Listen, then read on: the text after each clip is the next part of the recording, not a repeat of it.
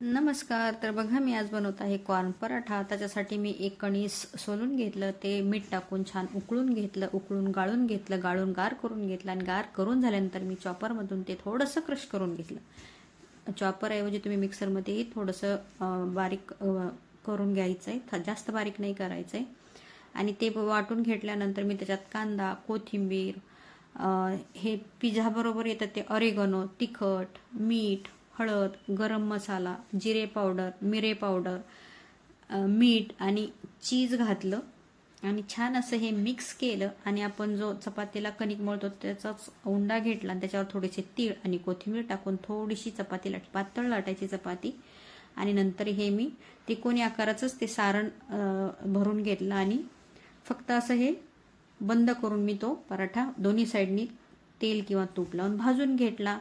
तर तयार आहे आपला कॉर्न पराठा. कसा वाटला नक्की सांगा.